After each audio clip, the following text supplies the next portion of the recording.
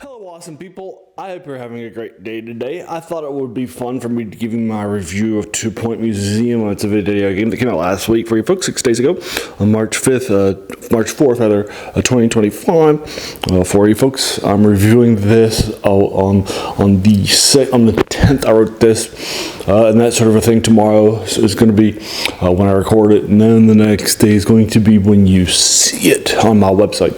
And that sort of thing. I like to dedicate Wednesdays to video game reviews and that sort of a thing. So I got my reviews here on my phone in 22-point fonts. If you see me looking down on 3 pages and not giving you the eye contact that you deserve, that's the reason why. Alright, so let's go ahead and get started. So this is made by 2 Point Studios and released by Sega. It's the studio and world of 2 Point Hospital and 2 Point Campus, both of which I enjoyed. I preferred Campus. A lot of fans prefer Hospital, but I actually prefer the depth of Campus. The reviews on Steam are incredibly impressive at 95%, with more than 1,000 already. Metacritic is at 82%, which is also pretty strong too. You can buy it on Steam for $30. I'll link it to you in the comments below in case you're interested in checking it out. So this basically is a sim game with a lot of British humor and that sort of a thing. Like, for example, there's a floppy disk that you'll come across and you can have it and that's obviously a joke that floppy disks, nobody would actually know them today. In one of your prehistory, you find it, you dig it up, kind of like you would a fossil. All right, and that sort of a thing. So there's a lot of that sort of British humor, if you will, in this, so you can't take it that seriously, which is great. I love it lots. So basically, you're building at museums. At first, you're dedicated to one of 3 different strategies. I have not done this. I have not done a sandbox. I'm not really that kind of mode. I've been doing just a campaign. In the campaign, you'll start off with one of 3 different specialities. The first specialists are ghosts, with supernatural specialists and doing out there. Another is the prehistory ones of like bones and that sort of thing. And then fish for an aquarium, marine biologists for that one. And then in a campaign, you'll also find out, you'll start with the Bones Museum. You'll add botany and plants about halfway through the early areas, that sort of thing, which have different levels of care. They need mist-hers and underwater. They need hot ones that are in the human areas that you're getting, so not only heaters, just they need more care. And that sort of a thing. And then aquariums will, obviously, fish will need to be put in an aquarium. You'll need to have everything cared for. And then ghosts will need to be put into a poltergeist room that's designed for them specifically. Then once you can start, so basically in the idea, so you'll start at that one. Again, the Bones Museum, you'll gain the plants, and then after that you can get it to 1 star. You can then move to either the aquarium or the ghost mansion. So you can choose which one to move to next. Then once you start 1 star, like I mentioned before, you can move to the others. You can also are needing to bring in various maps to get to 1 stars. And then moving around, and then you'll go back to 2 stars too at some of your previous maps as part of this ongoing challenge, if you will. And then you can add 2 scientists as well from those various specialties. Then there's missions on the map that you can do and go out there and get stuff from the maps proper. It starts off with just a fossil map with some plants that we'll find later on, and then you'll get to better things like. In the aquarium one, you'll be doing deep sea diving for things like fish. And then in the ghost one, you'll be exploring the netherworld. And currently, I just finished a star last night on a scientist world and that sort of thing that's underground. So you can hire janitors, security, and assistants too, in addition to your specialists.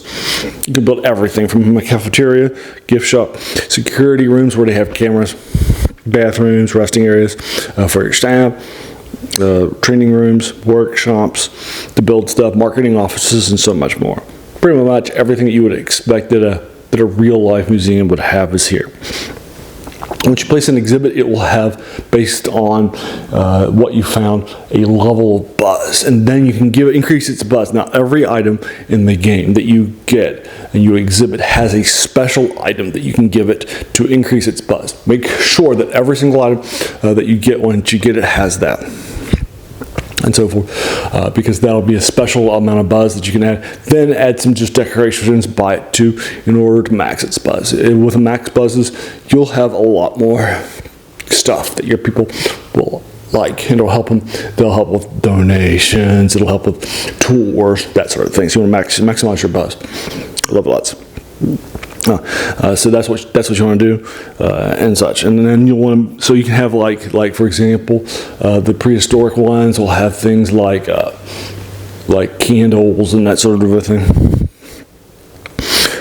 or bone arches and that sort of a thing. There's plants, there's ghosts and that sort of thing.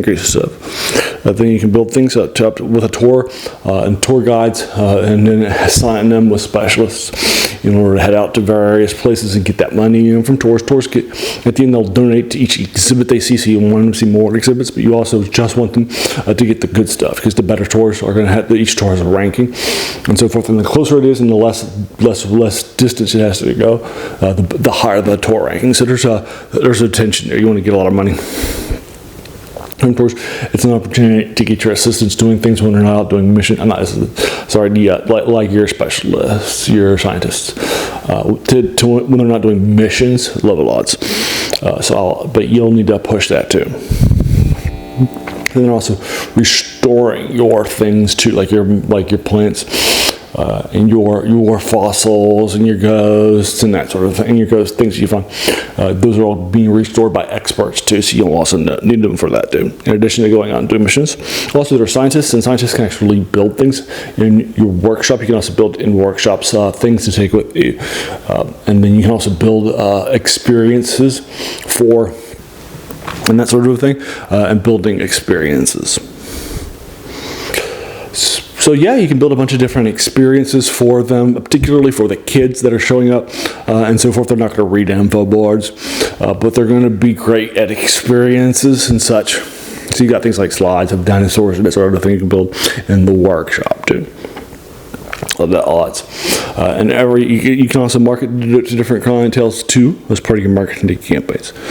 So in the campaign, there are various things that will unlock, like more museums, like I mentioned before, and then also shows that are one-time, limited edition things that you need to get various things in.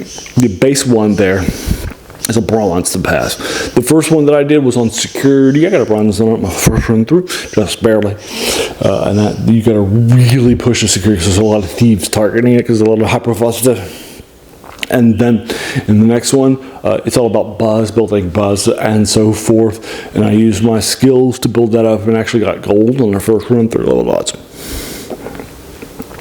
All right, so like I mentioned before, each customer is different types, from kids to like grown-up keys, to people who like plants and that sort of thing. So there are different enthusiasts out there too. Level odds.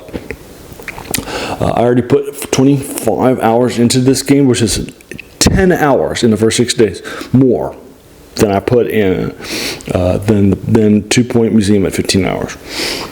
I'm sorry, not 2 Point Campus, 15 hours, and 2 Point Museum's hospital wasn't even close to that. And that sort of thing. Love it lots. And so this is my favorite of the 3 point games. I feel like there's more here than there is with the others. There's more stuff under the hood, if you will.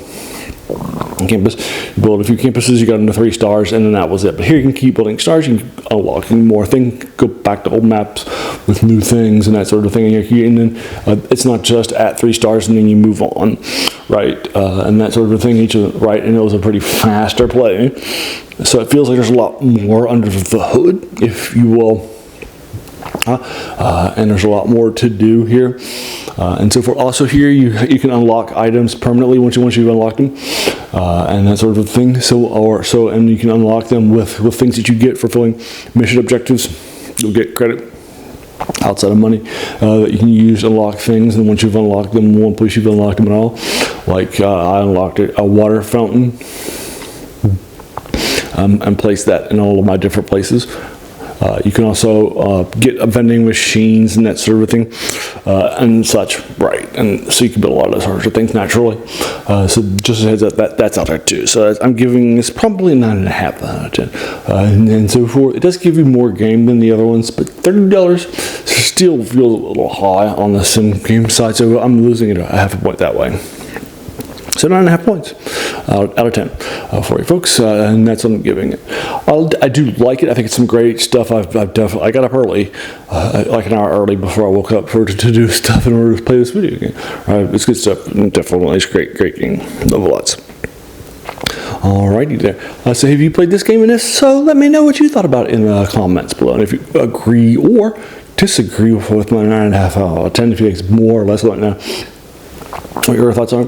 Also, if you have some folks that are checking out new games and they're interested in this, check it out too. Typically, again, like I mentioned earlier with my video game reviews, I try to do something that's a little older, that's matured more, and that sort of thing. Like last week, I did Tropica 1 from 2001. Before that, I did Evil Genius and Planet Genius, Evil Genius from 2004, and then before that, I did Star Control 2 from 1994. Right, so you get those ideas and that sort of a thing. But I actually did Planet Coaster 2 weeks in, 2 weeks in. So yep. When I'm playing it, I want to be timely with my reviews. But yeah, good stuff out there. So ideas are, so that's what I like to do with my video game Wednesdays. On Friday, I do a top 10 of older videos. Last week, I did my top 10 animated films. On Saturday, I like to do a review of the older serial genre for you folks that used to be hobbies from movies like Flash Gordon. I've done recent reviews of, or things like Doctor Who from TV. I just reviewed the documentary of. So on this Saturday, on Serial Saturday, that I dedicate to that old storytelling, we're doing The Rescue from Doctor Who Season 2. It's a 2-part. Just watch it. I'm putting that review together later on here soon for you folks. And then on Monday, I do reviews of older things. I just did a review of The Steading of the Hill Giants, the first module in Dungeons and Dragons from 78 by Gary Gygax. It's a classic, loved it lots. Played it a few times.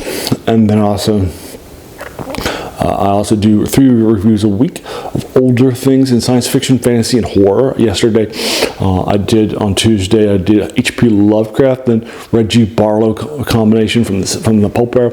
On Sunday, I did a review of Killer by David Drake and Carl Edward Wagner. And then from the early 70s in fantasy. And then on tomorrow, I just finished up a book series of science fiction stuff, post-apocalyptic. So I'll probably either be doing some Clark Ashton Smith stuff or some sci-fi. I'm considering short story, I'm considering publishing too, but you get the idea. A lot of older things out there by the folks. Absolutely classics that have nailed all these various things for you folks. Love it lots. Or things that have been forgotten. And so if you like those things, hit the like button, the bell icon to be notified of my 7 videos, and then just subscribe and let your friends know too, whether it's video games or older stuff too, movies and that sort of thing. Just whatever your pleasure is, and let your friends know, whether they're 2-point games or sim games or just video games fans or whatever, older stuff games. And all that older stuff, you can tell, is the passion of this channel and myself. That's where the name comes from. The worst thing about new books, that's a quote by a French philosopher named Jacques Joubert, who said that the worst thing about them was that they kept us from reading the old ones, right? It's definitely some older stuff out there. And then finally, I want to thank you so very, very much. So thanks for taking some time out of your day and investing and watching my video, right? Because we all have so many things that are happening in our lives, and we're pulled in so many different directions, right? So the fact that you spend this time with me, that's incredibly humbling. And I appreciate it so very, very much. So thanks again, and have an amazing day.